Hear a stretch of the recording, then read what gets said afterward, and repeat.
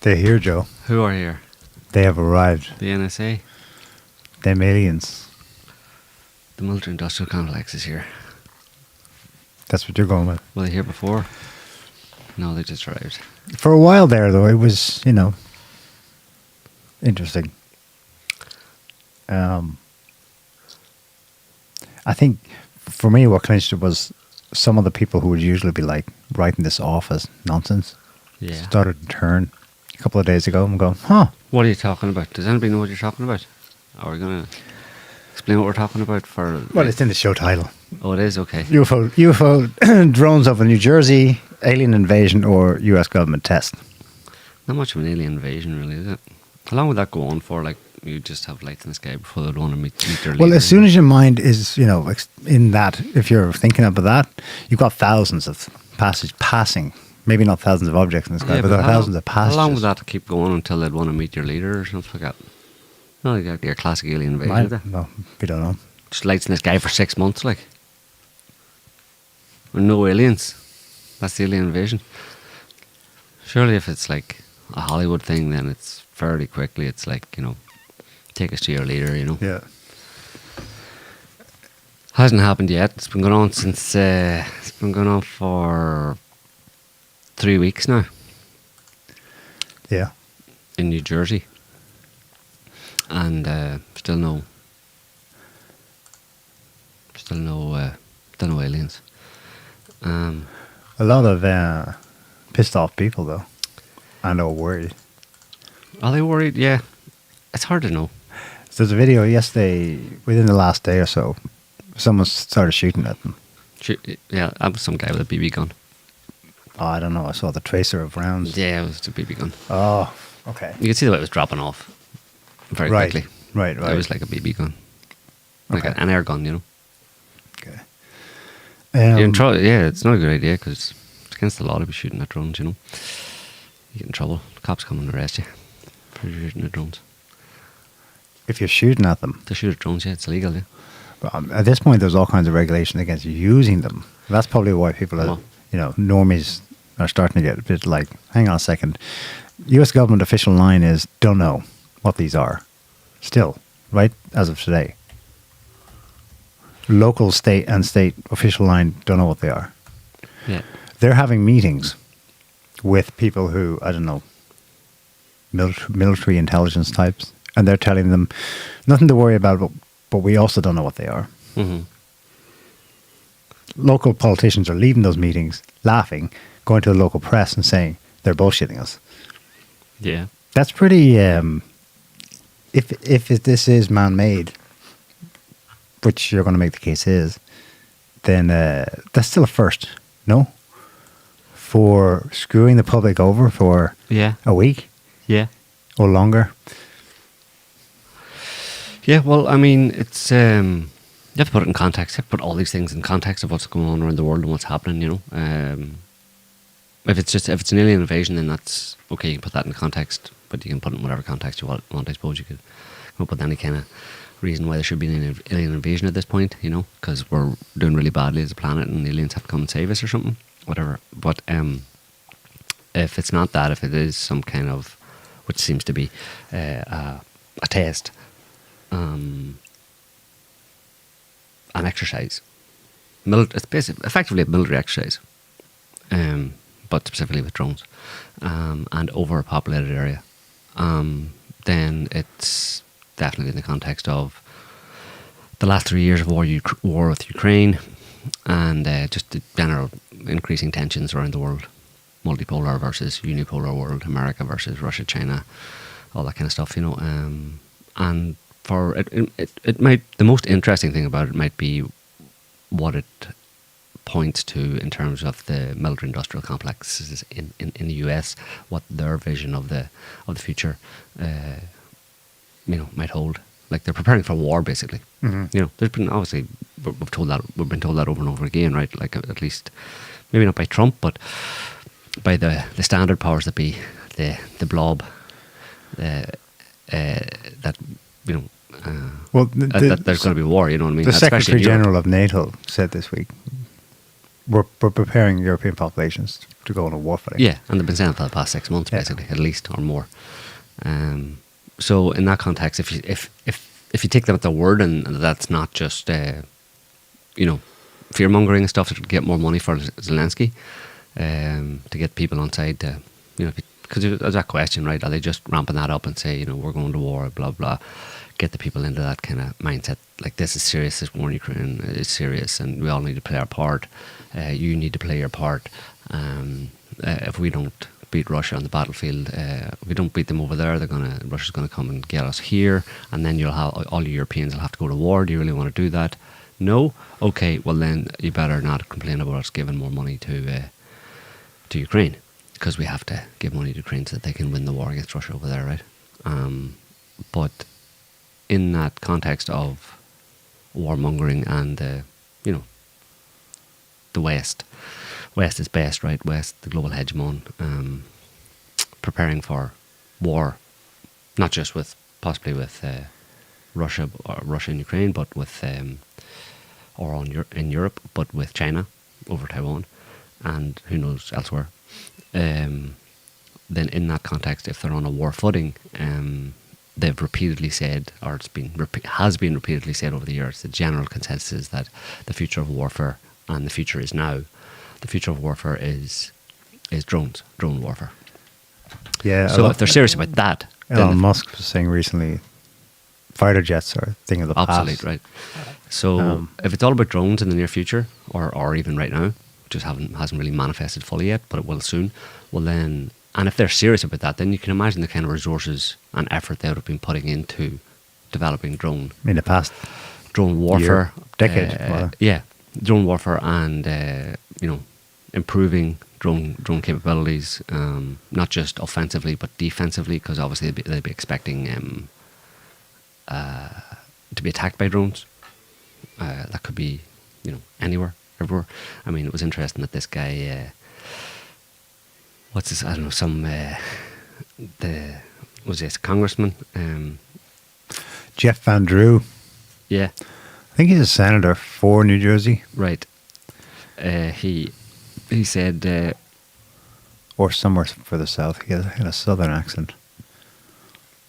He's the one who said that it was initially he came out of some meeting. Do we have his? Maybe I have his video here. I can find it on the old X. Yeah, here it is. We laughed when he first said it. Well, I had a good laugh at it. But where does he say it? Iranian mothership. He posted it on his own. So it's not just that other people were posting it, right? He posted it on his own Twitter page. Like, this is what's going on, man. He was talking to Fox News. It's 2 minutes. So what we have uncovered, at least in the blurb on his tweet, is what we've uncovered is alarming. Drones flying from the direction of the ocean, possibly linked to a missing Iranian mothership. Anyway, have a listen. Bring them down now. In focus now, Republican Congressman Jeff Van Drew of New Jersey, member of the House Judiciary Committee on the Hill right now. How do you address this at this point? Well, here's the real deal, Harris. I'm also on the Transportation Committee, on the Aviation Subcommittee, and I've gotten to know people. And from very high sources, very qualified sources, very responsible sources, I'm going to tell you the real deal. Iran launched a mothership probably about a month ago that contains these drones. That mothership is off, I'm going to tell you the deal. It's off the east coast of the United States of America. They've launched drones, is everything that we can see or hear. And again, these are from high sources. I don't say this lightly. Now, we know there was a probability it could have been our own government. We know it's not our own government because they would have let us know. It could have been some really glorified hobbyists that were doing something unbelievable. They don't have the technology. But let's pretend that's possible. The third possibility was somebody, an adversarial country, doing this. Know that Iran made a deal with China to purchase drones, motherships, and technology in order to go forward. The sources I have are good. They can't reveal who they are because they are speaking to me in confidentiality. These drones should be shot down. whether it was some crazy hobbyist that we can't imagine, or whether it is Iran, and I think it very possibly could be, they should be shot down. We are not getting the full deal, and the military is on alert with this. Look, you've given us some pretty dire information just here, and I want to make sure that our viewers are digesting this. Are y'all digesting this? Has the capability to pull up along our eastern seaboard and launch drones the size of an SUV into the skies of several states, particularly New Jersey, where we know the incoming president has a large home, also in the same county or nearby where some of these drones in New Jersey have been seen. So is this LARPing? Like, I mean, the whole Iranian threat, like, we know that the assassination attempt on Trump was very likely, if it had been successful, it was going to be blamed on Iran. So these are the ghosts of John McCain. Yeah. is being channeled through a bunch of people in Congress in the US, and they're still gunning for Iran, right? They want to do away with Iran. These people they're filled with some kind of messianic fervor to deal with Iran. And I mean, what I interpret from all this is like the extent to which they're willing to go. Like, they were willing to assassinate Trump and blame it on Iran to start a war with Iran. That's pretty extreme, you know. So these people are in the deep state in the US first community, basically. The America first, American hegemony community are pretty serious. Like, I mean, they're desperate. They're very determined. They're scared of, we have to assume, the whole Russia-Chinese multipolar world thing. People talk about that all the time, and BRICS and all that kind of stuff. But when you see that kind of a response, it gives you a good idea of just how seriously the people in America are taking this whole multipolar world BRICS business, you know. Because if they were so safe, or felt so safe and secure in their own positions, and they're, you know, America ruling the world forever, and there's not really any kind of peer competitors, whatever, that are really a serious threat, they wouldn't be bothering to go to these extremes, you know. And like, we'll talk a little bit about what happened in Syria over the past couple of weeks as well, which is linked to that. But the fact that enters into this drone business, you know, this guy, Congressman, high level, Senate Judiciary Committee, chair of the Senate Judiciary Committee. He's House, he's a congressman for New Jersey. He's congressman, yeah. So he's supposedly in the know, and he goes and talks to people who he says are at high level, in the know, reliable, super responsible people, and they say there's a ship off the coast. A mothership? What's a mothership? I don't know. Was that a ship, or is that a drone? Well, it's ship? known that Iran has a ship that releases drones. Right. Maybe that was. So it's off the coast. That was the reality based. And it's releasing drones. So this guy goes on to Fox News and says this in all seriousness, and claims he's got, you know, impeccable sources within the government who are telling him this. And goes out on a limb. Because he's in.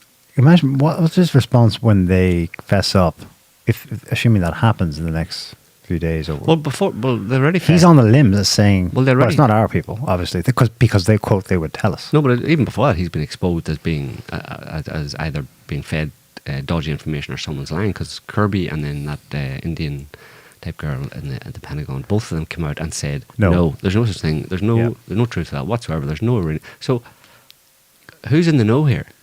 You know, it shows like this compartmentalization of information, and it shows there's a government beyond the government. Yeah, or at least that they're separate. There's separation. Left hand doesn't know what the right.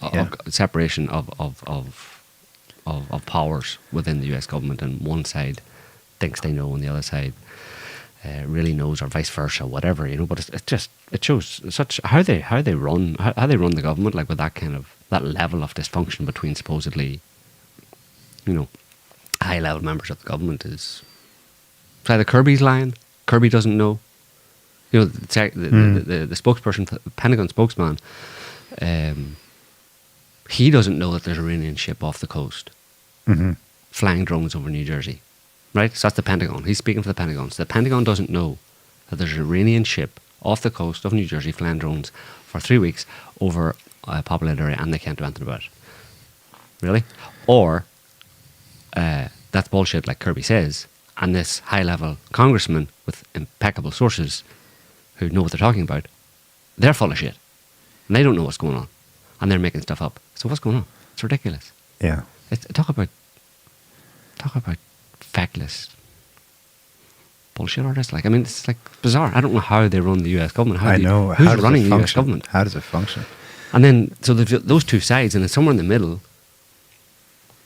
there's something happening with these drones. And obviously someone is doing it, most likely within the US government. So that would posit a third element, let's say, assuming these two sides. The Pentagon doesn't know, Congress doesn't know. There's a third group that does know, obviously, because they're the ones who are doing it. And they're doing it for, well, it seems to be an exercise, basically. I mean, there's plenty of... Yeah, flesh out your Well, I mean... your thinking for that case. The best thing to do is just to... I mean, people can look at these sources themselves. I haven't actually kind of... I don't think there's any point in really breaking each one of them down. You can go and look at them. Maybe start with the NOTAM. Do you have that? I have it open here. Which one? Go ahead, yeah. Some dude found this, and I didn't check it myself, but it does look like an official FAA NOTAM, which is Notice to All Airmen.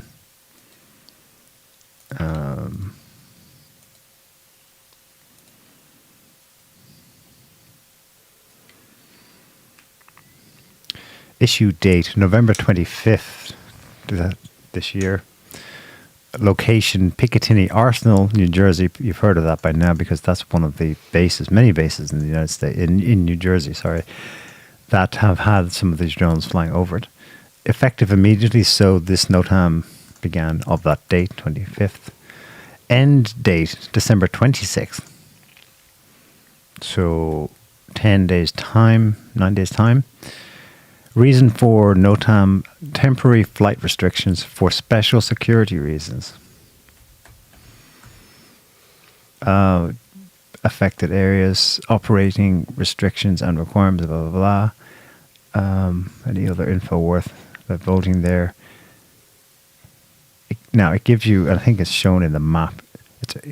This specifically refers just around Picatinny Arsenal, but of course, it's all over New Jersey, and even some, I think, have been filmed from across the state lines in Pennsylvania and New York State.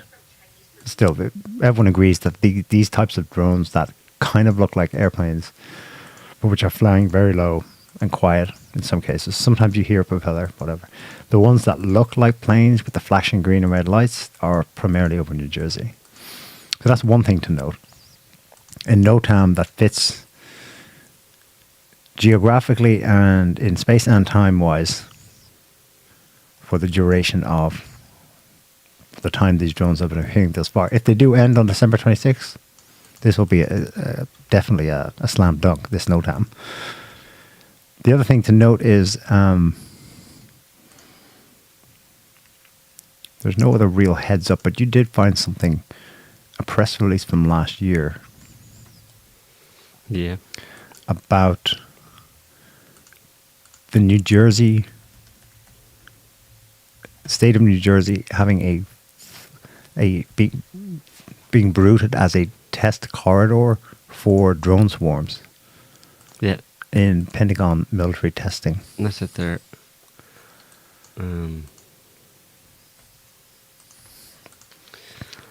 NARTP signs cooperative research and development agreement with U.S. Transcom, U.S. Air Force Air Mobility Command, and ACEA. Agreement opens test corridor stretching from Joint Base McGuire Dix Lakehurst to Dover Air Force Base, linking to New Jersey's Aviation Innovation Hub in Atlantic City. Press release date June 1st, 2023. An agreement to create and test an evaluation corridor for the development of uncrewed aerial systems, aka drones, and other technology was recently signed by officials representing Transcom, which is presumably Pentagon, Air Mobility Command, presumably Air Force. This agreement is a significant accomplishment and will demonstrate the NARTP's ability to facilitate aviation research. So this is a fit, again, geographically, with the locations of these drones. Time-wise, who knows?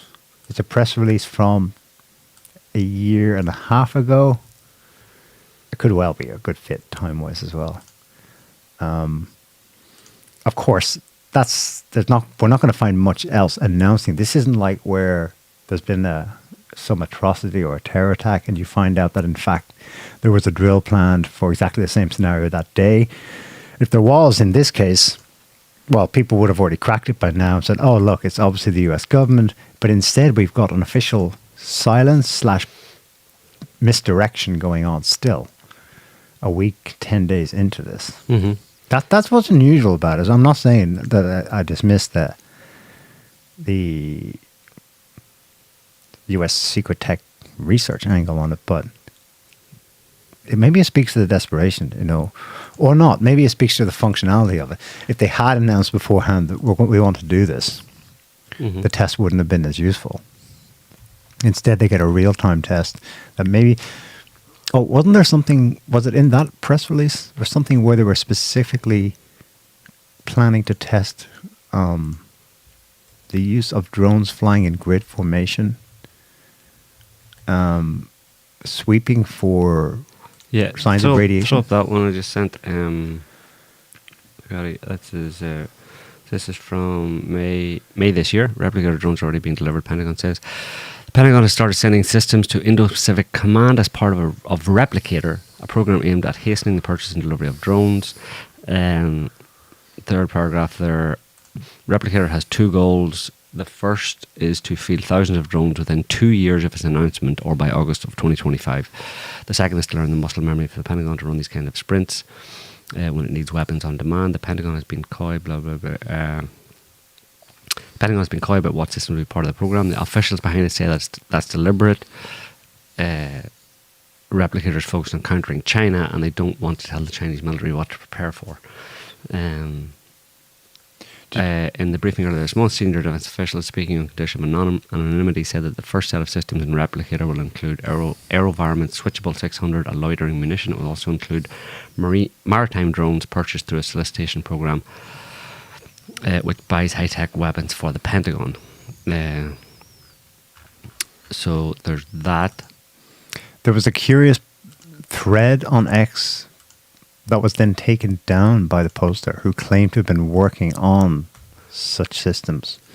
Yeah. He began by saying, I know exactly what these are, which I usually roll my eyes at when someone... But in this case, it kind of went viral because it seemed to have creds and then it was removed. He said he was on a train going to work somewhere. He said, look, I'm done. I'm going to tell people what these are. And he said, these things, if you follow them, they're flying in grid formation. This is it here. And they're sweeping. He gave an ostensible test reason for what it is they seek to detect in the test scenario.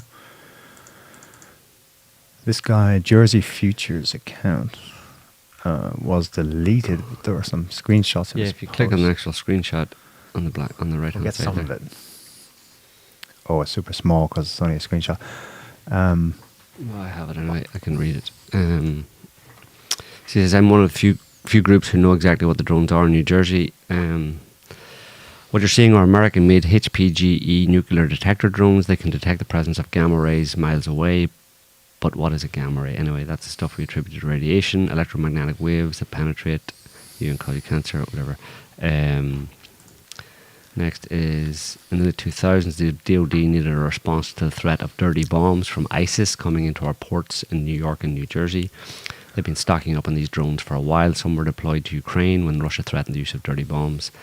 They look weird because they're heavy and have giant cryo coolers mounted and giant horn antennas to communicate on millimeter wave frequencies that can't be jammed. And he says, this is where I come in. The technology these drones use have few suppliers. So what are they doing? He says they're collecting information on how the public will react and testing their ability to sweep a port city like New York for dirty bombs. New Jersey was chosen because we're the closest port city to New York, and New York would be too dense for reliable millimeter wave comms. But why is the DoD silent? Again, because in this scenario we have a threat of a dirty bomb and the public doesn't yet know. The DoD needs to know how the public would react if these were deployed to sweep a city. What many don't realise is Ukraine is the reason we're here. That was the first time we deployed them in combat zone, but make no mistake, they're for protecting the homeland, as DoD bought hundreds of thousands to act as swarms capable of sweeping a city.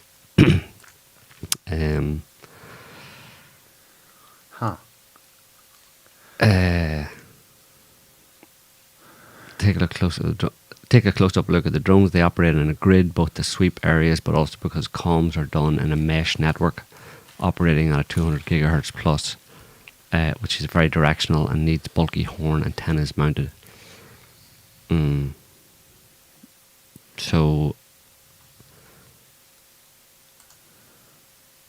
yeah, the exact reason why FM radio stations are receiving signals from drones isn't definitively known. It's likely a combination of incidental electromagnetic interference and the broader mystery surrounding these drone sightings.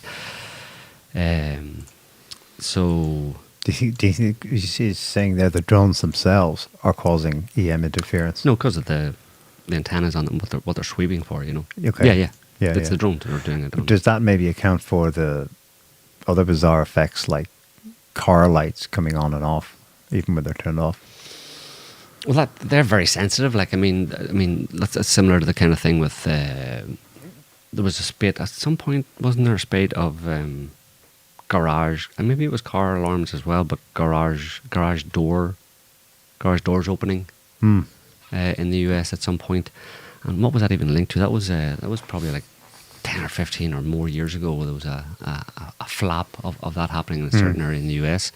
I don't know if they put it down to geomagnetic storm or something like that, or or maybe it was suspected that there was some government testing going on as well. But that seems to be, I mean, that's something that's very sensitive too. Okay, so they may be side effects, but there have been some media reports, maybe only local news, because the national news in the US seems to be more coy about reporting about it, where the journalist is with the cops, and they're pretty cool drones that are sent up, and they don't get infrared read on them. They can't track them. Yep. They're not emitting heat, yeah. Private citizens, then videos of them sending up their drones, and the batteries drain and they fail. Yeah.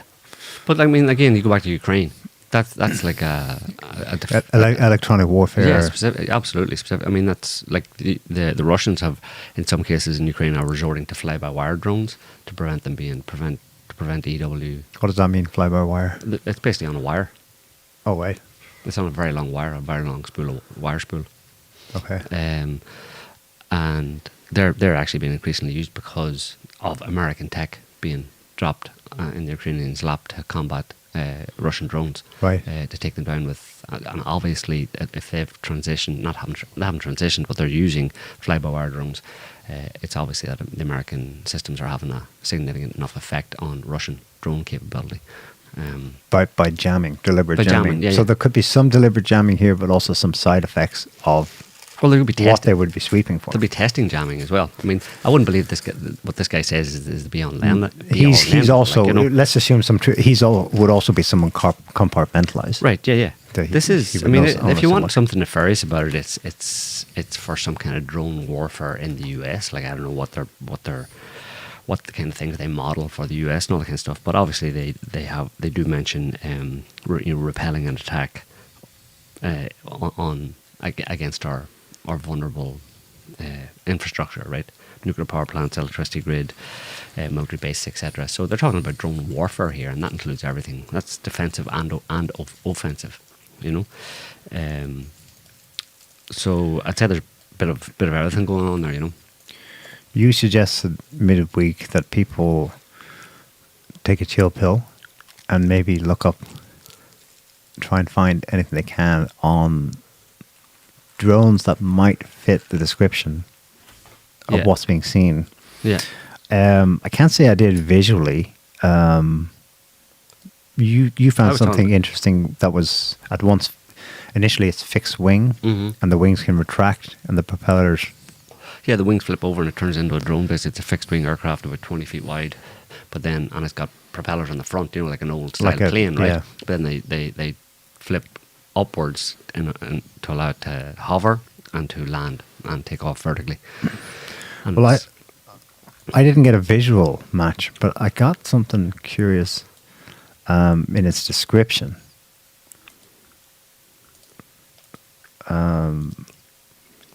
This is just a... Just see if anyone remembers this. This happened in Tucson, Arizona in 2021. Mysterious drone that led 2 helicopters on a 100-mile-per-hour chase. Which, to consider the speed there of that thing, that's not anything that people are used to with drones. 100 miles per hour. The chase lasted for an hour and has vanished without a trace. That image there is probably nothing like what they... It is, in fact, nothing like what they saw. What I'll do now is go to another report that has descriptions from the pilots who actually gave chase. From thewarzone.com. Radio transmissions from police helicopters chase of bizarre craft over Tucson add to mystery. Now, if I saw that at the time, I'd probably think, UFO, and they're covering it up.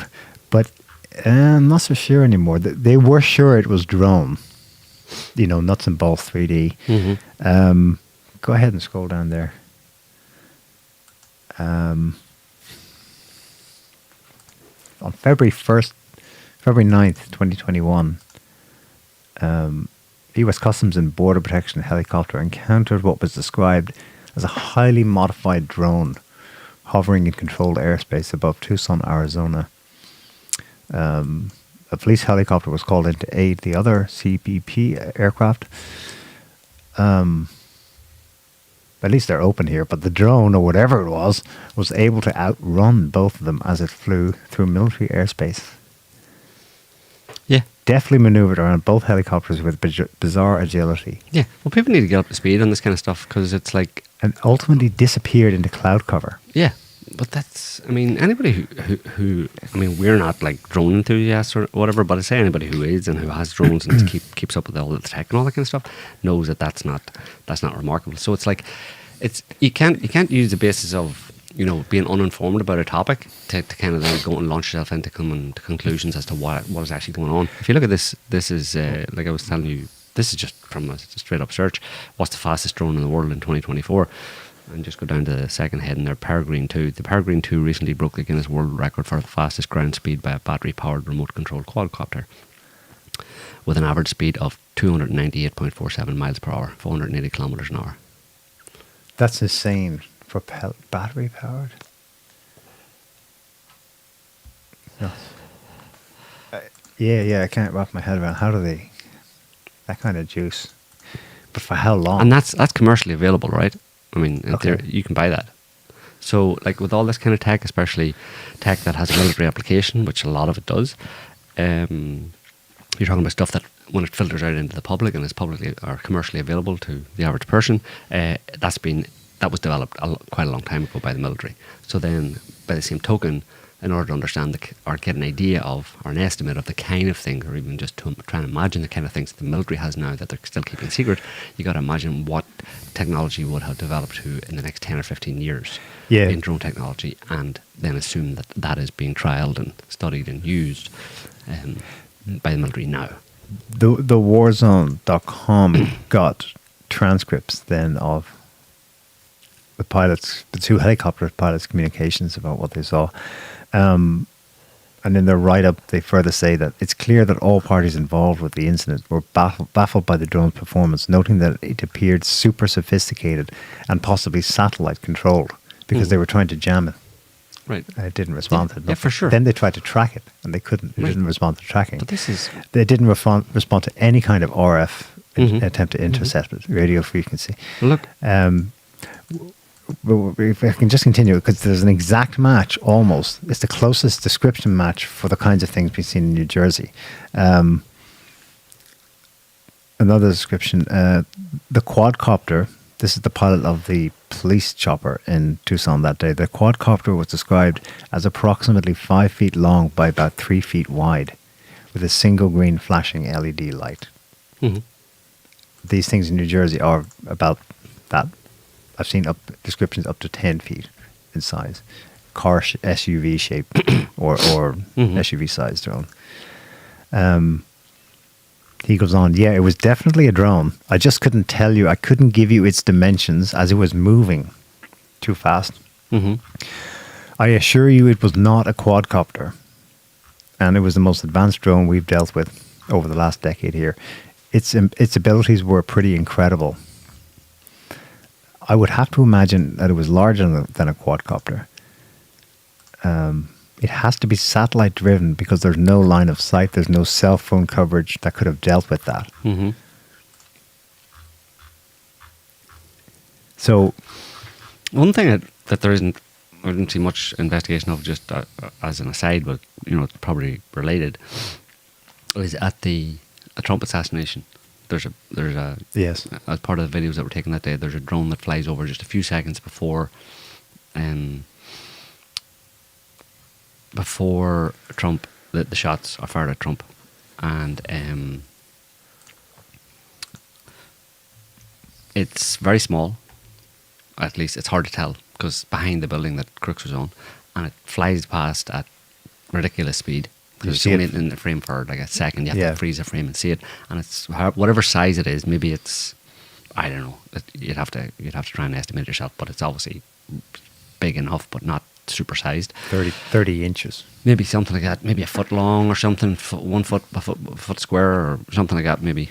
It's black, kind of rounded on top with a little antenna at the back, and that's it. Doesn't make any noise, and flies at probably 1,000 miles an hour. Would you care to guess how that thing is powered? How does it stay afloat? Well, that's what you're dealing with here. And this is, we assume this is... Because this is the kind of tech. This is the kind of tech I'm talking about. You know what I mean? That's secret tech that is being kept and being used for very special purposes. And so that just... Well, for anybody who's trying to investigate what the lights in the sky are, you have to factor that in, and then all bets are off. You can call it whatever you want, but the fact that exists... This is where there is crossover, probably, with the other thing, the aliens. Because what is the one thing all of the big name whistleblowers who've worked in government or in private corporations, Elizondo, Grush, etc., they all insist that they know, at least in writing, if they haven't seen or participated in such special ops things themselves, that there have been recoveries of bodies. That's one thing, but of technology. We're going back to the 1950s. I know. So the tech has obviously been back engineered with some degrees of success. Probably, possibly. And use. So you could be seeing something that indeed it was alien tech, but it's human made and back engineered. Which isn't to say, did you see was there anything in any of the videos you saw from New Jersey this week where you thought, wow, that's like sci-fi. That's UFO-like in its maneuverability.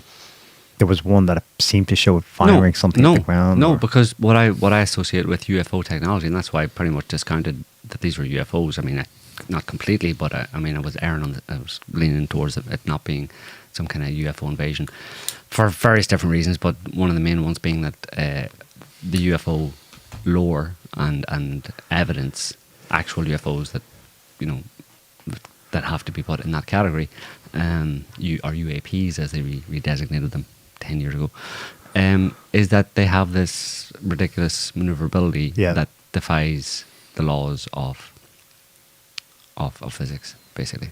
And there's nothing happening in New Jersey that was doing that. But you're a little object that zipped over Crooks on July 13th. That's starting to in a straight line. And how?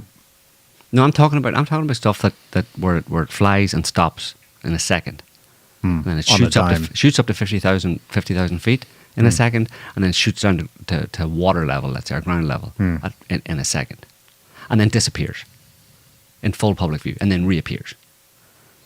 Okay, that's next order stuff. So there's if it doesn't do that, I'm not doing UFOs. Okay. Because I might have done years ago, but with the awareness now of the kind of tech that exists and is available around conventional drones, then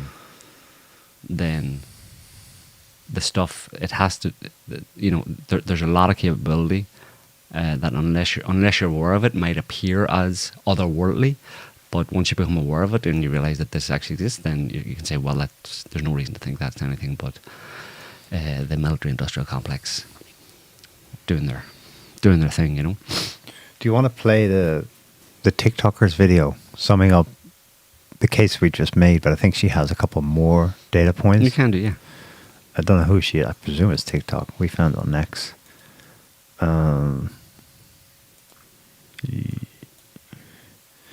Anyone knows her name or the account name, let us know.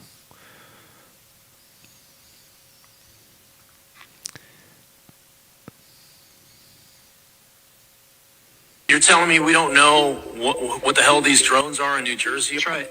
It's crazy going on in New Jersey. These are not U.S. military drones. So since they won't tell you, I'll have to. DPA Title III. The DPA was revived under Trump to ensure that things like drones, technology, and medical supplies were being produced in the U.S. so that we could move away from Chinese-produced technology. This led to two Department of Defense drone programs: the Blue UAS, Unmanned Aircraft System, and the Replicator program. Also led to the Drone Infrastructure Inspection Grant Act, which allotted $200 million, half to creating drone infrastructure and half to training people in drones. And it just so happens that in 2023, an agreement was made which established a testing corridor between New Jersey and Delaware to allow safe trials of these new technologies, specifically to see how these could work in real-life scenarios. Okay, so right here we see a map of where all the drones have been spotted. And here is a map of all the military bases in New Jersey. Here's some examples of some of the drones that could be flying over this area. Could have a wingspan of 4 meters, 7 meters, which is about 22 feet. It goes along with some of the claims that people have been making. Now, as we can see, the designated corridor for the drone testing is in South Jersey, so let's explore maybe some of the reasons that we might be seeing them in North Jersey. We see that they've been seen over the Trump National Golf Club in Bedminster, but we know that during his presidency, he spent 104 days at the golf course. And it's already been stated that the Replicator program has a goal to field thousands of drones by August 2025. Okay, so what are these drones doing? One might be testing counter-drone systems, ISR, intelligence, surveillance, and reconnaissance, AI navigation development. This is why we're seeing it over urban and suburban areas. Okay, so why is the government acting like they don't know what's going on? Well, one, we know the government is so compartmentalized, and the left hand never knows what the right hand is doing, and that federal, local, and military don't communicate with each other at all. We also know that this is companies, private sector behind this, which is being funded by the DoD, which is why they're saying it's not the government. Because technically there's 30 contracts and over 50 subcontracts, including Anduril Industries and General Atomics, as well as Stydio. Now, of course, we know why the media is playing it up. The election is over and they have to keep the lights on, so let's talk about aliens. But the fact that the government continues to deny it could be because they enjoy having an invisible threat. They love to blame the foreign adversaries. But if it was actually a foreign country, they would not be allowed to fly that low. It would justify surveillance, profit from fear, and of course it could be a distraction. There's also been a lot of emphasis on government efficiency coming from Elon Musk. He has endorsed drone warfare over manned fighter jets, saying they're more cost-effective, less human casualty, the ability to maneuver and accelerate in a way that human pilots could never. So trust me, I want this to be aliens more than you do, okay? But shocker, the government is lying to you once again. So, Exactly. Yeah, that's good. We want to believe, but they just lie. That's if you see that picture I just sent you there, Scotty. That's found the picture. There may be a better one than that that shows it a bit more clearly, but that's a drone that flew over just right before the shots were fired at Trump. And if you can watch the video and just zips past super fast, like. And what size is that? I don't know. Maybe it's a foot, maybe it's 2 feet, maybe it's 3 feet, 3 feet long. You can barely just make out the little antenna on the top of it there. There's probably another better video of it. But, so yeah. Yeah. But, you know, it's a brave new world out there, and you really have to stay up to speed on the kind of shit your government's up to and what's going on with tech and all that kind of stuff. Because this is ultimately a tech question, right? In that sense, it's technology. What technology is available? What technology are they rolling out? What are they developing and rolling out quietly behind the scenes? and it seems to be the case that this was an exercise in. It is. It's not over. It is an exercise. This was interestingly a few days ago. The Business Insider put this out. Just coincidentally, I suppose the Pentagon has a drone problem. December 6th, so 10 days ago. The US military is increasingly realising that drones are a substantial problem it's going to need an answer for. The Pentagon has developed a new counter-drone strategy to address the growing threat that drones pose to US forces at home and abroad from mysterious uncrewed systems troublingly hanging around American bases to one-way attack drones killing US military personnel. This is Lloyd Austin. These cheap systems are increasingly changing the battlefield, threatening US installations and wounding or killing troops. And again, mention of the Ukraine war here, drones have played a prominent role in the Ukraine war and throughout the ongoing Middle East conflicts. In conflicts around the world, drones are being used for intelligence and reconnaissance. Big danger, big problem for America, right? Remember how they freaked out about the Chinese spy balloon? Yeah. What about Chinese spy drones? Bombing missions, precision strikes, naval warfare, mine laying and detection and more by both state level and non-state actors. They're shaping military tactics, making it difficult to maneuver on the battlefield, giving adversaries easier methods of attack and lowering the barrier for entry on precision strike capabilities. These are all catchphrases that make America, make the MIC, the Pentagon and those types very worried, and they want to get on top of it, So it's a look into what they perceive the future to be and what the kind of future they're creating, and what it will be in their opinion, what it will be defined by, which it definitely then blurs the line as that kind of technology would develop. Well, forget about ever identifying, unless you're well steeped in the kind of UFO lore and stuff. But who knows, that could change. Maybe the UFO lore of a saucer coming and flying down in front of your car and a little grey alien stepping out of it and saying, I'm here to, I come in peace or whatever, and then zapping you with a gun and stuff. Maybe that's all gone, and now it's going to become more it's going to be merged, let's say, with human technology and AI. Yeah, it'll become almost indistinguishable from that. So unless if it does stop manifesting, the UFO phenomenon does stop manifesting in the way it has done over the for forever, basically, with missing time and paranormal effects, all that stuff, abductions and all kinds of that. If that all's going away and it's basically just going to be things shooting about, lights in the sky and things flying around, tic-tac little UFOs, and with this kind of stuff, well then forget about ever identifying whether it's friend or foe. Maybe it's foe, but whether it's like an actual UFO or whether it's your government trying to protect you. The other thing to say is that in the absence of any official statement in the coming days or weeks, this is also a political issue. It reveals that, once again, democracy is dead. I mean, there's a power that can organize this, partially inform, misinform, or just say nothing to the officially designated authorities. And all the rest of us just get to film it,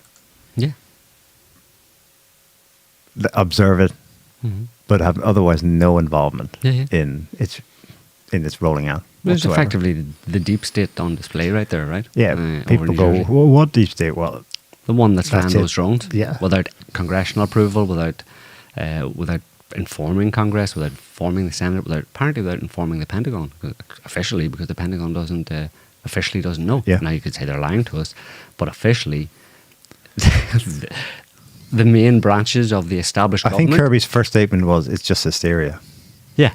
So the main branches of the established government, the only government that people know exists or think exists, doesn't know what these are, doesn't know who's doing it, has no oversight over it, can't stop it, can't call it off. But someone within the government is doing it. There's one thing they were sure of, said in every statement. We're sure it's not a threat. Yeah. So that suggests they do know something, but they're just not telling, because look, we'll tell you afterwards, but the point is this was a live exercise that had to be done in this way, because if we tell you in advance, that's going to ruin, we don't know what way people are going to respond and stuff. We don't want to tell anybody about it. It has to be just dropped on the public like any live exercises. It's best done without the knowledge of the public, right? Otherwise it's not live, right? If I want to see how people would react in a natural situation, then I can't tell them I'm going to do it, because then it's no longer a natural situation. Kind of like COVID. Right. Did I say that? So, and they also do it at night time, because the capabilities that you're trying to determine obviously would, you're trying to test these certain capabilities, and they would have to be able to operate in daytime and nighttime, and probably if they can operate at nighttime, they can operate at daytime. But if they can operate in daytime, they can't necessarily operate at nighttime. So if you're going to pick daytime or nighttime, you're going to pick nighttime to cover both bases. So you do it at nighttime, and you don't tell anybody until afterwards. And then you give them a nice story that this was done to basically keep you safe. Yeah. Yeah, the big And thing is how they're going to explain it. Yeah. If they're smart, they'll follow up with the suggestions made by, like, that woman in the video, that Ukraine, and you said it as well, maybe to flesh that out. What's Ukraine got to do with it? Well, I've seen over the last 2 years, behind the jingoistic headlines, a number of reports that give away the paranoia and the fear in the American MIC that we're gifting Russia here a chance to adapt and develop new technologies in Ukraine, in its drones, in ISR, in its tech in general. Yeah. We don't have that because there's no pressure on us. So we have to artificially do it with, new schemes, press releases, and bidding for contracts. The one she described, the DAP, where they're trying to get American contractors to build their own, so we don't rely on Chinese tech anymore. For sure. Yeah. So, what are you going to do if you don't have a near-peer competitor to develop against? Well, you will have to artificially create a scenario yourself. Yeah, you mean if you don't have a battlefield type thing? A battlefield. To test it in, yeah. Yeah. Yeah. And they can test it in the battlefield to a certain extent with Ukraine, but that's probably limited, because they're sending the drones over Russian positions, all that kind of stuff. They're really getting shot down. It's not ideal, or shot down or taken down by electronic warfare means and stuff. So it's not ideal. You want a situation where you can test all your tech, all your toys, all your different attributes of these drones over a situation, in a situation where it's not, where you control with the assurance that it won't be taken down and then opened up and examined. Right, you can collect all the data. Yeah, you got to do it. And traditionally, that's always been done. And like governments and their militaries have built, replica towns and stuff like that. And they test out in different test ranges and all that kind of stuff. But they obviously have limited usefulness as well, because they're not really real world situations, right? It's much better always to be able to test your toys on the population, right, on a live population, because that's the scenario that you'd actually be using it in, not in some chunk of the desert where you've thrown up a few houses and you put in some recruits in there to pretend they're civilians, So but that's just where it's going, and it's like they haven't had to do that before, but the nature of the world we live in today and the conflicts that the US is encouraging and getting itself involved in require that those kind of tests with that kind of technology. The technology is new, in that respect. So you can say that, well, they never did this before, why would they do it now? Well, they never had that technology before, Yeah. And they did do stuff like that. But in the past, they would drop typhus into the subway system. Yeah, they've done stuff. Let's see like what that. happens. Yeah. But this is just a more advanced it's more benign as well. Like it's not not as we evil. presume, unless if we wake up tomorrow and half of New Jersey have all turned into zombies or something, or got cancer from radiation from gamma rays or something. Yeah. Then it's not. But so far it seems to be just a military exercise. I mean, what are they going to admit this, or they just the drones stop and go away, and then they're going to ruin people's Christmas, are they? The 26th is when it's meant to end, right? But it might taper down towards that. You have less and less sightings and stuff. Interesting though. How do these people have the time to do this shit with everything else that's going on? It's such a vast operation. The United States government. It's like all the stuff going on in the world. Obviously, Syria we need to talk about, but they've got NGOs working overtime in Georgia, Romania, Moldova. The U.S. State Department issued an ultimatum to Maduro: step down before your term ends, or we're coming to get you. It's all systems go across the empire. In fact, on that note, maybe you want to talk about any of these individually, but there's a curious thing in Time magazine. Let me put it up here. It's typical of establishment media where the headline suggests, in this case, that they're gloating about the loss of Syria for Russian strategic interests and how this is great because Russia's on the back foot, any minute now the economy will collapse, etc., etc. But there's a detail down below which kind of shows that the strategic thinking in Washington. If you do a search for 50 days, 50 day in text 50. Oh, sorry, numbers. Oh, it's just second paragraph. Okay, the next 50 days provide a historic opportunity for the assertion of national independence, i.e., from Putin's control in several Eastern European lands. In 1946, the revered U.S. diplomat George Kennan prophetically warned of a domino theory of nations around Russia falling into a larger Soviet Union. Now we may be on the brink of seeing a reverse domino effect, as we did in the 1990s, when nations broke away from Russia. It's completely skewed, of course, because the reality is the opposite. If anything,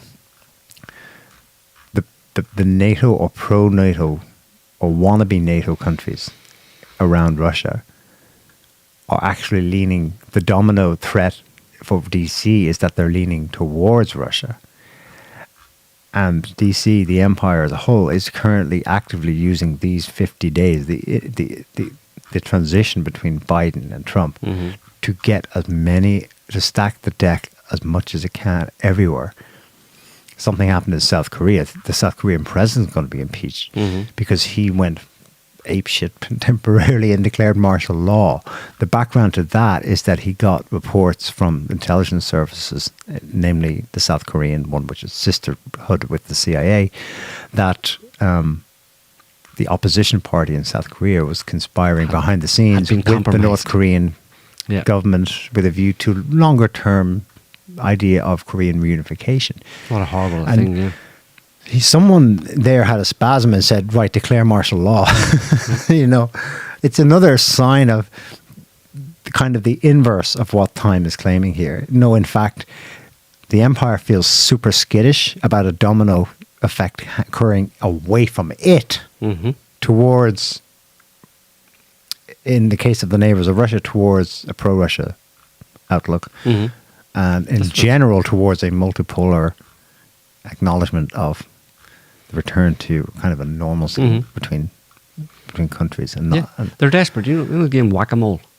Yeah. They're playing Whack-A-Mole because their great fear is not that they're paranoid, as people in that position nearly always are, where they have complete control or they've had complete control, and then someone comes along and starts chipping away at it, and they're not waiting. They're not saying, okay, look, let's say we've got a 90% of the chessboard here. We can live with like 70, even at 70 or even 60. We're still more than 50% in control, so it's not a big deal. We still have majority share on the board. Yeah, every little bit terrifies them because, like you were saying, they're thinking in terms of domino effect or snowball effect, where at a certain point, and they don't know which point that is. There could be a phase shift. That would be the tipping point, And like a bank run. Where it would run away from them, exactly. Yeah. And they're desperately trying to stop that from happening. So they're going all out everywhere to maintain American hegemony in the face of a changing, rebalancing world. And they're doing that because, I mean, we've talked about this before, but you can criticize them for that and say, well, you know, the world should be more balanced away from the US. You know, it's just fair, and why can't they just accept a more balanced, fair world and stuff?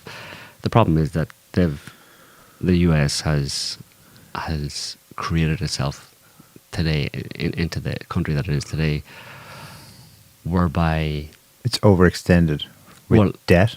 Yes, whereby any significant move away from that kind of US dominance and control would be really catastrophic for America. There's no...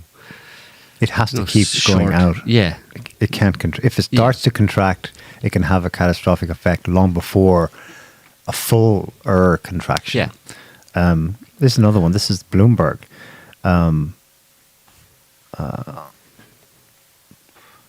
Headline: U.S. mulls new Russia oil sanctions to weaken Putin ahead of Trump. These restrictions, the new sanctions, would also target Russia's shadow tanker fleet. Mm-hmm. It doesn't mention India, but I presume this is about actually finding a way to hurt India, because India has taken the lion's share of the oil that used to be shipped directly to Europe. And then, of course, it resells it to Europe at a higher price. Even that workaround scheme, the empire is paranoid and wants to wreck that. And it says, if you do a word search for deliberations,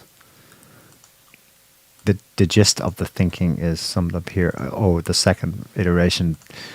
The deliberations about whether to screw tighter on anti-Russia sanctions highlight how Biden's team is more willing to take risks now in the last days of this regime in confronting Russia as it prepares to depart. Well, yeah. Any fallout or any negatives is left for Trump to deal with, right? Right. And may even appear to be something that Trump did, let's say, you know, if he follows through with it, or if he responds to it in the wrong way or reacts to it in the wrong way. But yeah, the report also mentions, of course, the other obvious one. In its waning weeks, the administration has also moved to surge military and financial support to Ukraine. Yep. It's like just stuff the place, do everything. Yes, let's talk about Syria. Yeah. We didn't do a show last week, so the last we were talking, we were saying, well, it'll probably be a flash in the pan. It's just a few thousand HTS fighters. And it's gone. Yeah. It basically followed the same... Well, there's two things. One is that it followed the same process as the Minsk agreements over Ukraine, where Russia was...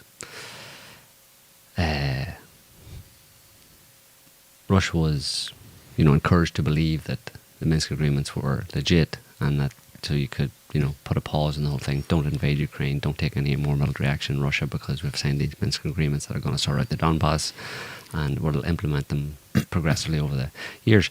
And as those years passed, what was actually going on was that the NATO was building up the Ukrainian military to take Donbass by force rather than follow through the Minsk agreements. Which Russia surely saw. Well, yeah. They realised. Well, Putin's on record as saying that we made a mistake there in believing that we trusted them, basically, and that's a bad idea. So we're never going to do it again. The same kind of pattern followed with the Astana agreement in 2000. I think 18 began. Yeah. And with Turkey, Iran, and Russia agreeing to chill the whole thing after Russia had more or less dealt with ISIS, and Turkey pulled back its jihadis, its Turkmen jihadis, and Iran agreed to kind of like stay out of it a little bit, let the whole thing in Syria settle down, and then after that you had, through Russian diplomacy, etc., the Syria under Assad being welcomed back into the Arab League, and the ultimate goal was for Russia, Iran, particularly Russia, but and China in the background supporting all this, obviously, was to, allow peace in the Middle East to develop, take Syria out of the equation, don't make it a flashpoint. Everybody agree that everybody's needs would be catered to, and I think there was probably a plan for Assad ultimately to cede power to the legitimate opposition, not the terrorists, but the legitimate opposition in Syria, make sure Turkey's needs were catered to, make sure Israel was pacified, and then the Gulf states would come in with money to rebuild Syria, and it would all be a wonderful new Syria. But most importantly, largely under the aegis and the control of Russia and by implication China. Guaranteed by Russia, Turkey, Iran, Right. the local powers. Exactly. With Saudi Arabia presumably on board Saudi because Arabia Assad had been welcomed back That's what I said. into the Arab League. Yeah, that's what I said, yeah. So, and they were going to be providing the funding to rebuild Syria and all that kind of stuff. But America, obviously, that was a major red flag for America and particularly for Israel as well, because it would have meant them being, to a large extent sidelined in the Middle East, or definitely a net loss of power and influence in the Middle East in favour of Russia. And like, no way, there's another flashpoint in the whole multipolar world conflict, and we're not having it. So they were going to get in behind on the Astana peace agreements and work their imperial magic and hatch this plan basically to do what the Ukrainians and NATO did in Ukraine, which was to build up the jihadis in secret behind the scenes for another go after they had defeated ISIS and the jihadis from 2014, 15, 16. Well, just give it a few years, and while Russia's, and a good time to do it would be when Russia's kind of like bogged down in Ukraine, and also at the tail end of the Biden administration. Let's get that done as a fact on the ground. So they did it, and so I think what was, was this a case where Russia again was fooled? They believed that the Astana Accords, let's say, were being held to, and particularly by Turkey. I don't think they would have been so naive as to not suspect something was going on, but they obviously didn't know when. And if there was, like I said, if there was a wind down plan for Assad and Syria itself, and it was going to be broken up into different autonomous regions for the legitimate opposition, then you can see why Assad's heart wouldn't have been in it anymore. And also if that had filtered down to the Syrian military wouldn't have been exactly enthused about defending their country when they had heard that your country isn't going to be a country anymore. The Syria that that you've been defending all these years, it's going away. So they're like, well, what the fuck are we doing here anyway? And then the jihadis come in, rolling in with all their high-tech gear supplied by the West, and they're just like, there wasn't the will to do anything about it. And Russia didn't have the capability because, like I said, they're occupied in Ukraine. They didn't have the ability to do what they did in 2015-16 when they came in against ISIS. They didn't really have the ability to assign that level of resources to that again. Well, I saw a huge Russian convoy that supposedly was leaving Damascus and heading for its remaining safe havens. It's going to retreat from hundreds of outposts to just the two bases. But they have an option then, right? So they're willing to do it once. They're willing to go in there, and Russia did a lot of bombing in Russia. They said we started bombing, but the Syrians weren't in it. Yeah. So we're like, we're not fighting for you. But Iran said something similar. Yeah, exactly. Yeah, we're not going to fight when they're not. We're not into it. But also, I think that's only part of the story, because I think the Russians were not. The idea of another, however long, years long, how many jihadis are there? Another years long conflict in Syria, when their goal in Syria was to pacify the whole situation and to pacify the Middle East for Russia, let's say, for Russia to have better control over it. What, they're just going to double down and start bombing the crap out of the jihadis, go to war again with the jihadis, and who knows who else would get pulled into it? Where's your how does that help your pacification and stabilization of the Middle East with a view to it facilitating the development of your multipolar world? So they were basically given a choice, and they chose the lesser of two evils. At least this way, and we'll see how it turns out, but at least this way there is relative peace and stability right now in that area. There's no major conflict, right? Okay, Israel is taking a bit. Turkey's going to take a bit. We don't know what's going to happen yet between the Turks and the Kurds, right? Is there going to be a major conflict there? We'll see. The US has a lot of leverage over the Kurds, who they support and fund and arm and train, against Turkey, who's a NATO member. There's not a lot of love lost between these people, right? You can see why. You can see that Russian skepticism about NATO is justified when you look at that as one example. You know, there's no cohesion and they're den of thieves. You know, so we'll see how it pans out. But I think Russia is more interested in playing the longer game and seeing how things go, because ultimately, for there to be, you know, the Middle East is a central hub of multipolar world plans, and it needs to be stable and peaceful. So they don't want to be the ones who actually screw that pooch, you know, even though when they were effectively being baited into doing it. They were given a choice by the US and Israel, basically. Look, you can screw over your own plan here by just engaging in another few years of bloody war in Syria, or you can give it to us. What do you want? And you do the sums yourself, but like the war thing, it's going to set you back a long way. Who knows what outcome of that there is. Well, Syria itself reset to zero. Yeah, but the alternative, it's going to set you bombing all of its remaining military, anything. Right. Or you can have the scenario where we own it and it's, you know, we reassert control over it, but at least it's peaceful, and then maybe you can engage in some diplomacy, or you can see how things pan out on the global stage and see if you can get back on track with your multipolar world thing for the Middle East. But at the very least, you need the place to not be on fire. Here's a photo of Al-Julani and the lads from yesterday. All in their shivvies.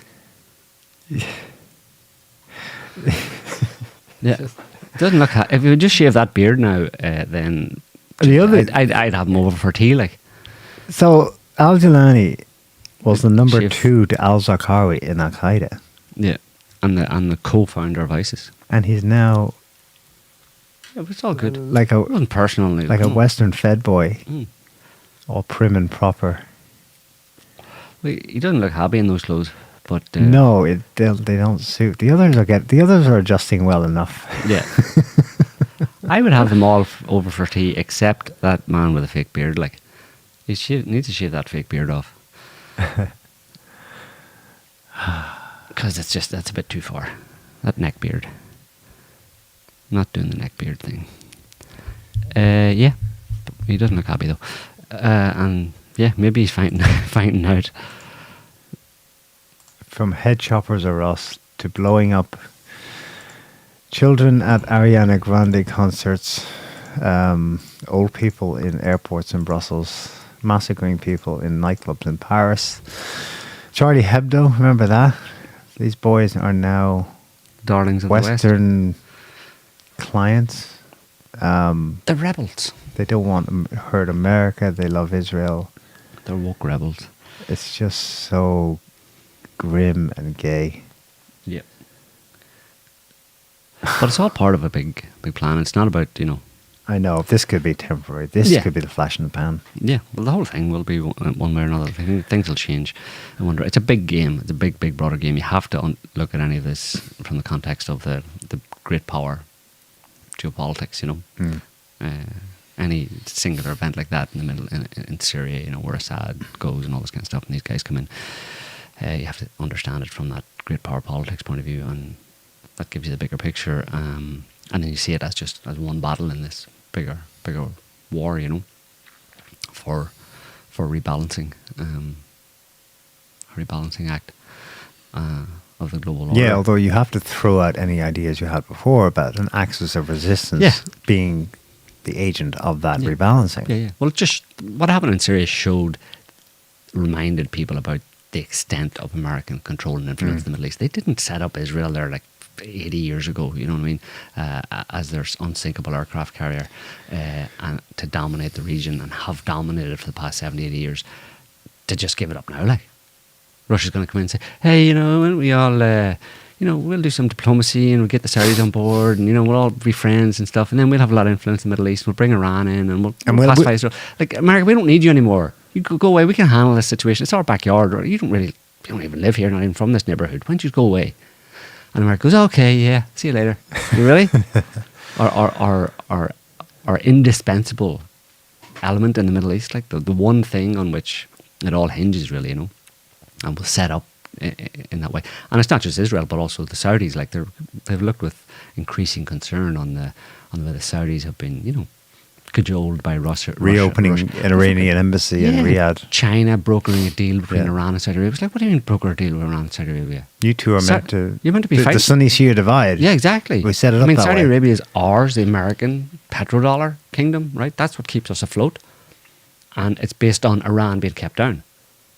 You can't have Iran's massive resources exploited and delivered to the West, because that's what we've done. No, we did that already. We chose Saudi Arabia to be our man in the Middle East after the Second World War, and to keep that black gold pumping through our veins in the petrodollar, and that's the way it's going to stay. And Iran has to be kept down. Bomb Iran. But Iran needs to go. Iran needs to be remade. And anybody else, you fucking upstarts in the Middle East who just don't play along with us or trying to rock the boat here, do you know who owns this block here? It's the Dawn here. The Mafia Dawn. We've been here for fucking decades. You're getting any of your ideas. I'll blow the shit out of you. Yeah, on this, the day of my daughter's wedding. I'll whack you, exactly, yeah. I'm going to whack you. How could you do that? So in our old way of seeing this, Syria falling, first thing to say is that Nasrallah himself, before he was executed this year by Israel, always said that if Syria falls... It's all over. He said Palestine is done for as such, politically, as an entity. And that does seem to be the new reality. But more importantly, maybe in the bigger context, is Syria falls, we always just thought, well, Iran's next. Do you think they're licking their chops now, thinking, here we go? Or was Iran able, in part, to let this one slide because it is actually armed to the teeth with nukes? Yeah. And some pretty cool missiles, as we saw this year. Yeah. Iran has to maintain itself. Like, at the end of the day, you have to sacrifice certain things. The centre has to hold type thing, the bigger countries. Iran has to maintain itself and its alignment, because... Yeah. If it falls to the West, then it's kind of all over for, not all over, but it'll be a serious setback. So Iran has to maintain itself. So it's not going to risk sacrificing its own life, essentially, its own existence to save Syria or save Palestine or whatever. That's what people have been complaining about all along. I know. Well, Iran's whole ideology since the Islamic Revolution is based on that. Al-Quds, raising the flag of revenge for Nasrallah, our brother, and our brothers in Palestine. Its whole fucking state ideology is based on Palestine and Zionism becoming, what was the quote that got misused? Wiped from the pages of time. Well, history, yeah. But that we need to get that out of our heads about Iran. Well, everybody has to have a and Iranians themselves need to change their ideology. They need to just undo that shit. Yeah, everybody needs a dream, like, type thing, and that was the dream, and that was the plan. You start out, aiming for the best option, right? Riding into Al-Quds like Salahuddin. For sure, and the Arabs will love us again. No, they still fucking hate you. No, it's the empire wasn't going to give up anywhere near so easily, and they're not stupid. You know what I mean? They see, you're not. They can't. They're not going to confront them directly, so they figure we'll do it diplomatically and just slowly just take a little bit more and say, and don't worry, America, we're just being friends here. We're just re-establishing friendship with Saudi Arabia. You don't have to worry about it. The Americans like, I know what you're fucking doing. I know what you're doing. You're not fooling me. So now, happening. You said this to me earlier in the week. October 7th needs to be... Yeah, that was a domino. Needs to be considered in light of all that. We said it before that October 7th, it's not coincidental that it happened in the interim between the Trump administrations, plus Ukraine, of course. But October 7th is also done with a view to all of the stuff that's happened Absolutely. since. It was a part of the plan. I mean, it's inescapable. The inescapable conclusion is, because that's the way it's happening, it just happened seamlessly one after the other. Yeah. Boom, boom, Obviously, boom, boom, boom. October 7th, Talking about domino falling. October 7th, justification to destroy Gaza, get rid of the long-term Palestinian problem. Knock out Hezbollah. I've been wanting to do that forever. Then you know what Hezbollah is going to respond. Then you can get in, knock out Hezbollah with your plan to knock out Hezbollah, and then you go and you take Syria, because Hezbollah, having been neutered, let's say, leaves Iran ineffective, and you can take Syria. Iraq's already more or less done, let's say, in 2003, and since then. So you're pretty much the only one that's left. You've isolated Iran, and maybe that's good enough, you know. Iran's on its own at this point, you know. Russia's been pushed out of the Middle East. So given that was obviously a plan and something that the Israelis and the Americans have wanted to do for a very long time, particularly Palestine, but overall in general in the Middle East, in terms of securing the Middle East for Israeli and American dominance, you have to then go back and go, okay, so where did this godsend of October 7th come from? Really? How did that happen? Yeah. Then you go back to stand down orders, and then you go back to who really killed all those Israeli Jews. And it's like, that would be the cherry on the pie, you know what I mean, on this lovely imperial Middle Eastern pie of the cherry on it would be, and we basically, part of the plan was to have October 7th happen and facilitate it, basically. And, you know, obviously a lot of people would be kind of squeamish about that and say, they wouldn't do that, would they? Yeah, well, you know, you can stay in your fantasy childhood world of where those kind of things don't happen. But meanwhile, in the real world, they actually do. And, you know, those who are willing to accept the unsavory reality of the people in this world, the people that run this world, and then their natures, then while it's difficult, it's going to give you a much more objective read on what's actually going on and allow you to actually interpret what's going on in real time than if you live in Moo land where, quote unquote, they wouldn't do that. Yeah. Just like the government would never send up hundreds of drones and not tell us about it because they love us. Or the government would never, I don't know, just cancel an election in an EU and NATO country because more Russian interference. That it's kind of like just a smallish news item in the context of these big sweeping moves the last few weeks, but it should really, in a sense, it should. I don't think there's any clearer way to show people that democracy is dead. It's DEAD. Of course, they have had the Trump election, which kind of they hold up as, well, no, there's still something worth fighting for. Yes, Trump did get through, but everywhere else, any smaller states, no. So Romanian intelligence, in fact, the first round of the election took place, and this guy, Calin Georgescu, won, who's definitely like Putin-like in his outlook, you know, independent. He used to work in Romanian government, I think in their diplomatic corps. So he's not a total novice to politics, but he was definitely like an outsider. No political party, no favorable media coverage.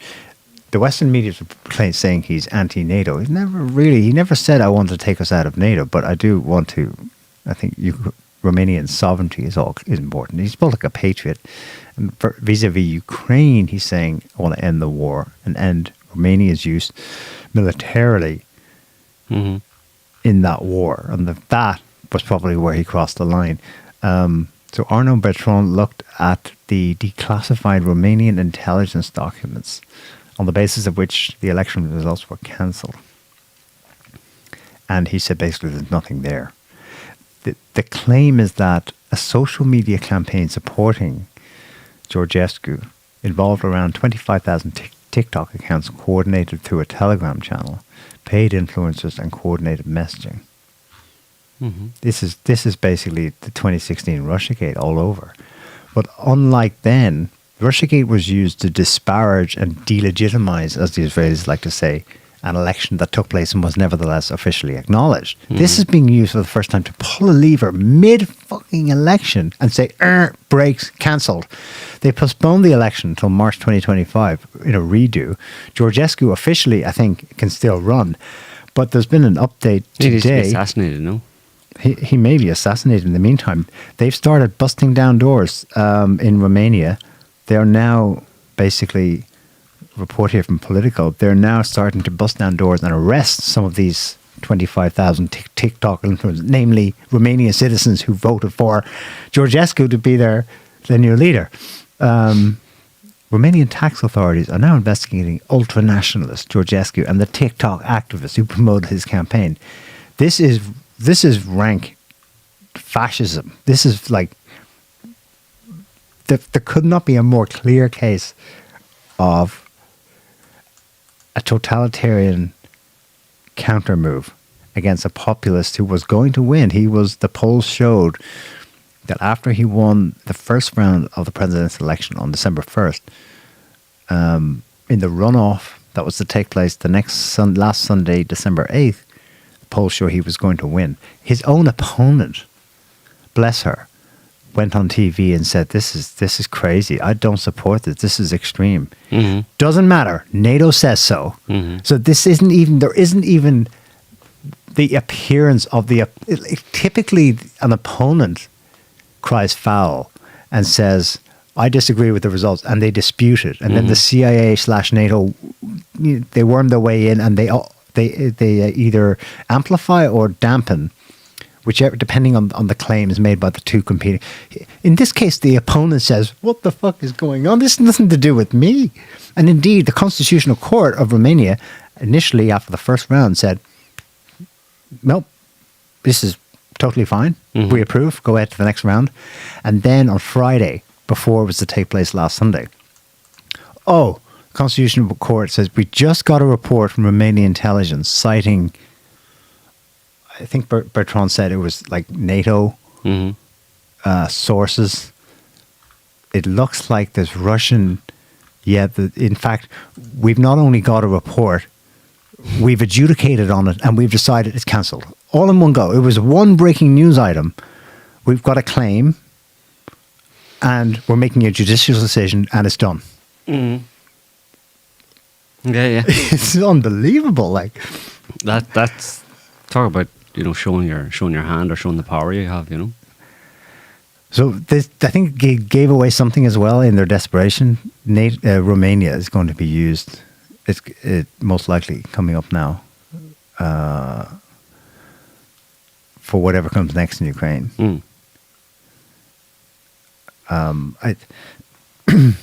Yeah, it's phenomenal. It's not the only one. Like I said, the more classical things we're used to. There's rioters trying to ram through Parliament and get a color revolution going in Georgia. In Moldova, they were successful. Moldova, NATO basically rigged the election. So they've now got a pro-EU, and I think the referendum, they're going to join the EU. So Moldova, they were successful in. Romania, they weren't, so they just pulled a lever and the platform was cratered on an election in an EU country. And we've come full circle. This is Romania, where Ceausescu, wasn't that his name?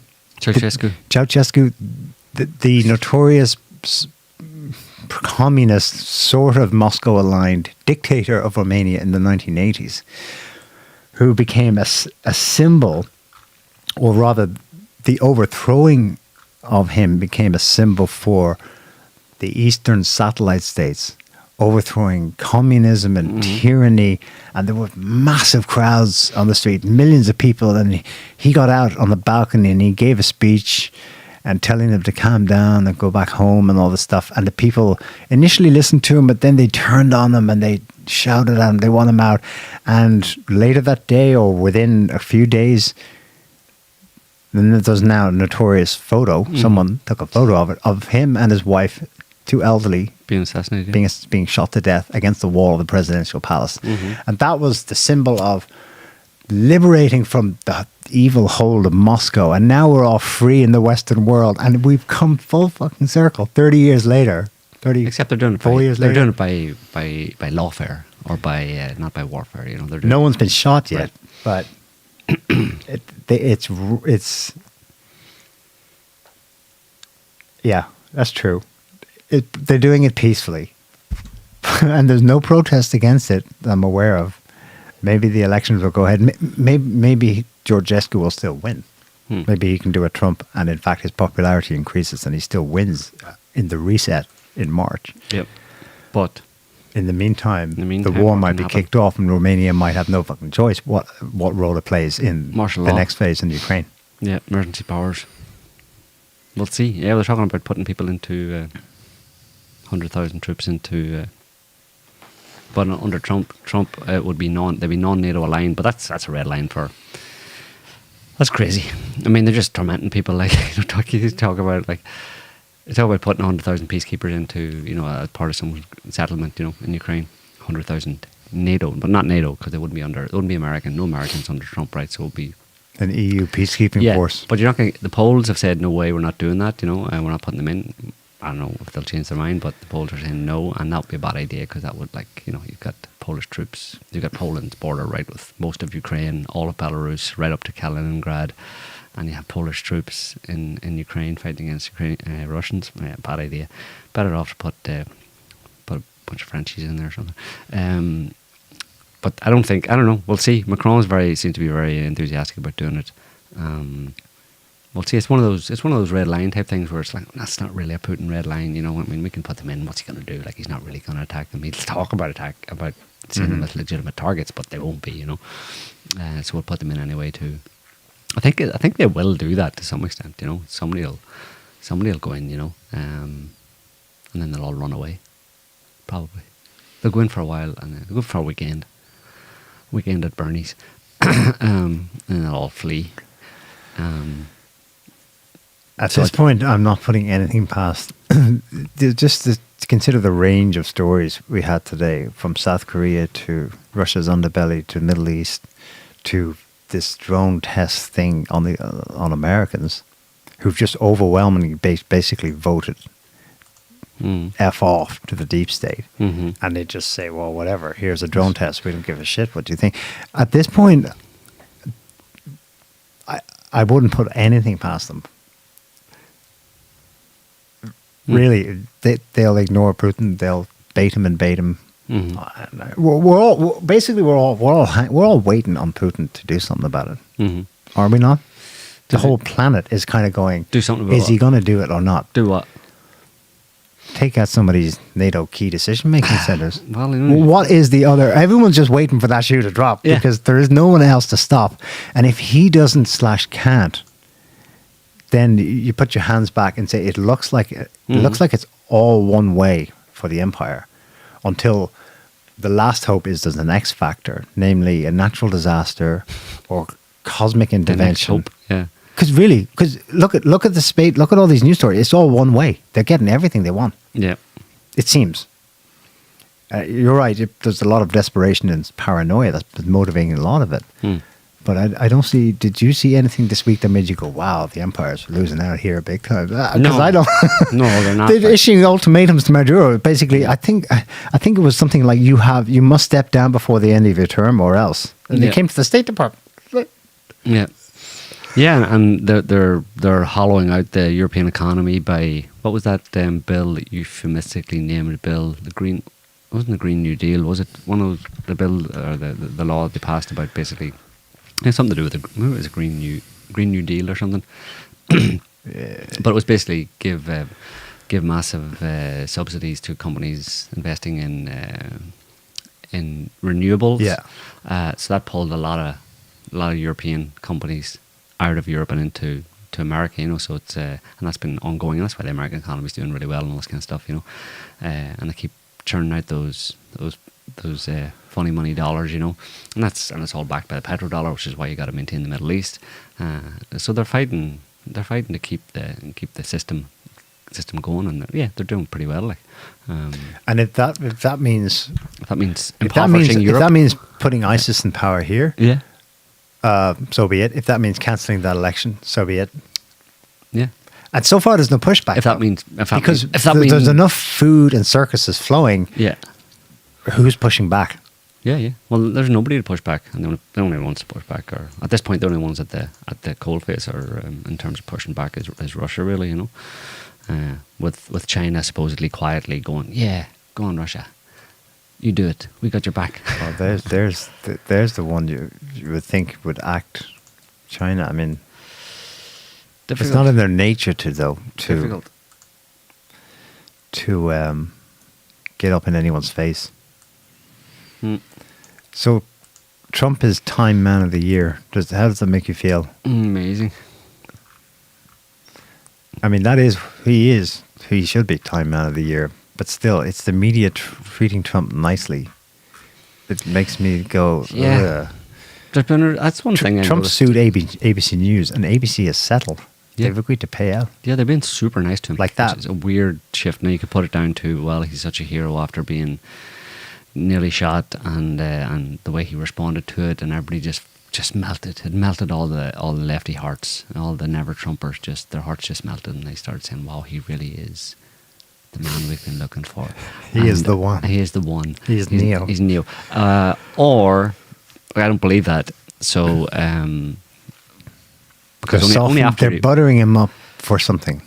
Well, they realized that they realized that they tried everything, and a message maybe came from the deep state that tried to undo him over his entire first term with all sorts of phony accusations and different tricks that didn't work. He got back in, and he got in with a big landslide. It was very likely rigged. The election was rigged. They dumped a load of votes onto Kamala to make her look good, but Trump probably got somewhere 75-80% of the actual popular vote. I think so. So they know that, and they go, well, what can we do against this? Really, are we going to continue with? He's a bit wiser this time, and they could try and stop him again and keep the whole never Trump, he's a dictator, he's Hitler thing going. But I think that they realised they lost the public appetite for that, or public ear for that after doing it so often. And then on top of that, the way his assassination attempt definitely did give him a boost in credibility. So the media does seem to have to fall in line. Like even the lefty media are all talking about him in very unusually glowing terms and all this kind of stuff. So I don't know if it doesn't sit well. Is that a setup? It doesn't sit for well. Something? Who knows? Is it the comedy? I don't know if it's the comedy. Who knows? We'll have to wait and see. I almost miss Russiagate. Yeah. At least you knew what you're dealing with then, yeah. Now it's a bit unknown. So yeah, we'll have to wait and see.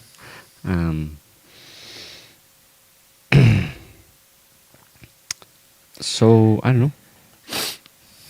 People sorry. People, I tell you, Twitter, people are like the town hall. What do they call it? The town square? Elon Musk calls Twitter the town square.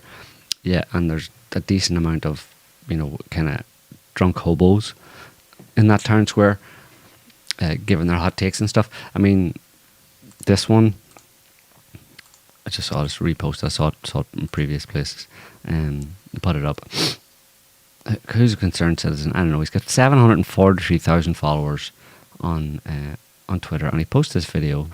The revolution won't be televised. Oh, this guy. But the fake alien invasion certainly will be. And he calls it a fake alien invasion. And it's, so he's putting it down as, and other people put this up as New Jersey. Oh, look. Oh, no, some people put it up as Argentina.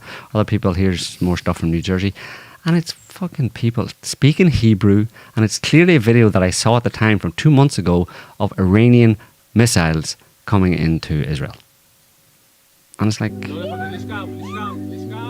yeah, somebody put it up as Argentinian. It's like, have you ever been to Argentina? They don't speak that bad in Argentina. And the music and everything, yeah. And it's people don't give a shit.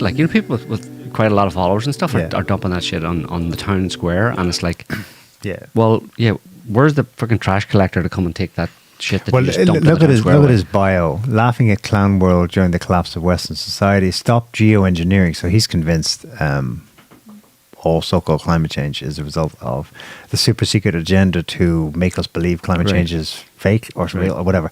Stop geoengineering, stop mRNA. That's where he came on board. So he's one of the 10% who woke up and during COVID, and then doesn't know and shit. then And kind doesn't of know read a smattering of things and went, okay, I've got the whole thing. I'm aware, I know what's up.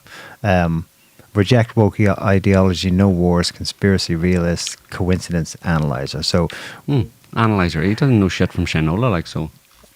yeah, there's a lot of them. The noise out there is just, oh Jesus. I was saying to you earlier, I think people aren't used to this as well. They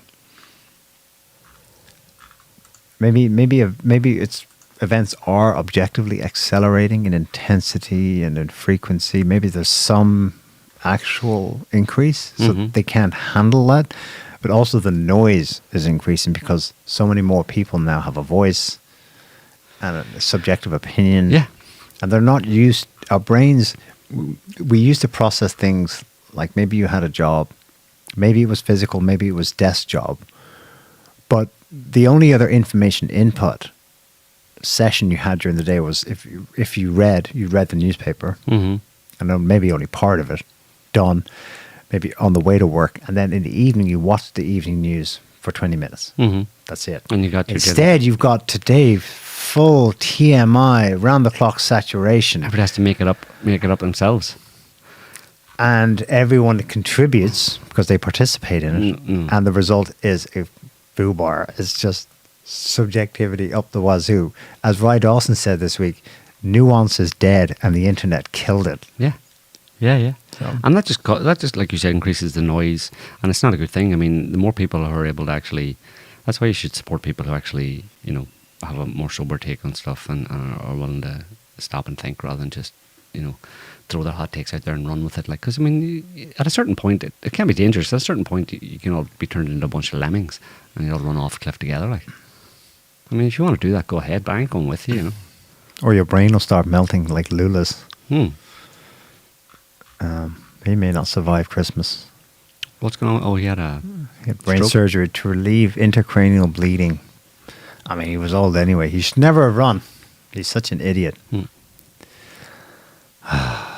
He should have let Bolsonaro have a second term. He said he made a deal with the devil. Maybe the sanctions on Russian oil tankers will extend to, because one way to directly sanction those ghost fleet of tankers is to blow them up at sea. No? Well, that would be the next logical. They did Nord Stream to gas, so why not do it to oil? It's a direct sanction, Forget about the diplomatic sanctions. Go through the political sanctions or financial sanctions. Just go direct sanction. The most direct way to sanction something is to blow it up. A year ago, I'd have said no way, but now, like I said before, I wouldn't put anything past them. If they are shadow tankers, so they're not actually under a Russian flag or Russian company, and they've gone through a series of third parties, then yeah, blow them up. And what's Russia going to do? Well, they can't say they were ours. Well, yeah, exactly. It's speaking of two Russian gas LNG tankers sank in the Black Sea today, supposedly from rough seas.